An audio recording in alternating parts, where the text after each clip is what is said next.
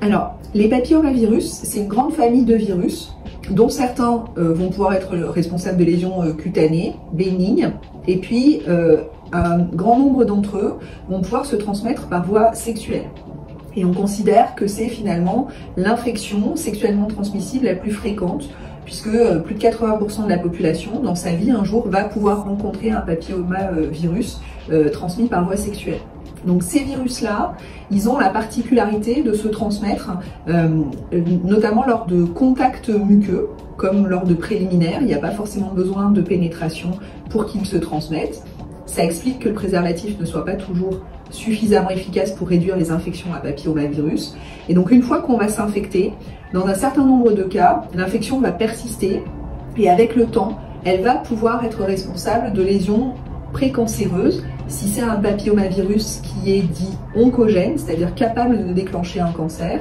Et puis à terme, s'il n'est pas pris en charge et si la lésion précancéreuse n'est pas dépistée, on va pouvoir aller vers l'apparition de cancers à la fois chez les filles et chez les garçons.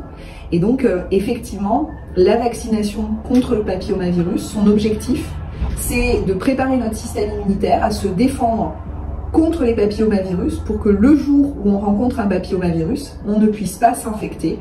Et c'est là tout l'enjeu de se vacciner.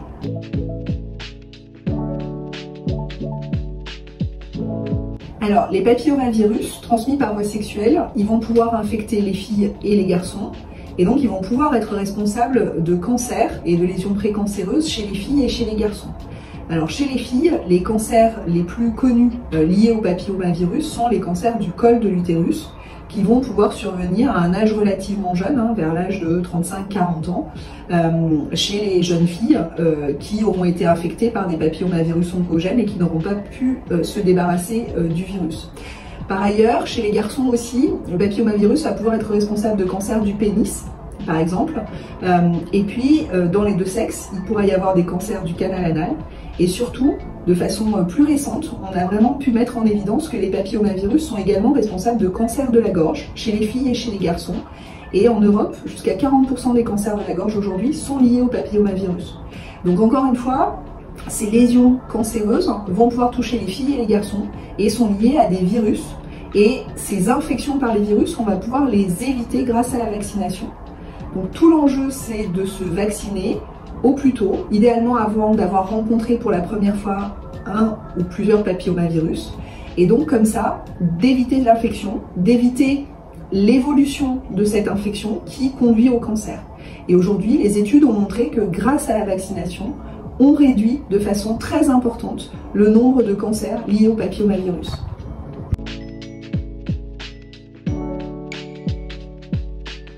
L'avantage, c'est d'abord de se protéger soi, puisque quand on est vacciné contre le papillomavirus, on va réduire de façon très importante le risque de cancer lié au papillomavirus.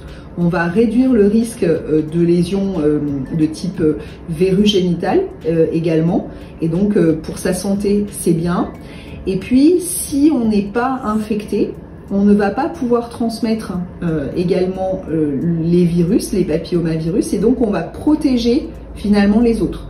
Donc grâce à la vaccination HPV, on se protège soi et on protège les autres, ses partenaires sexuels par exemple. C'est d'autant plus important que les papillomavirus vont pouvoir se transmettre par voie sexuelle, y compris par le biais de préliminaires, par le biais de contacts muqueux. Et il n'y a pas forcément besoin d'une pénétration pour pouvoir transmettre le papillomavirus. Et c'est à cause de ça que le préservatif n'est pas efficace à 100% pour prévenir les papillomavirus.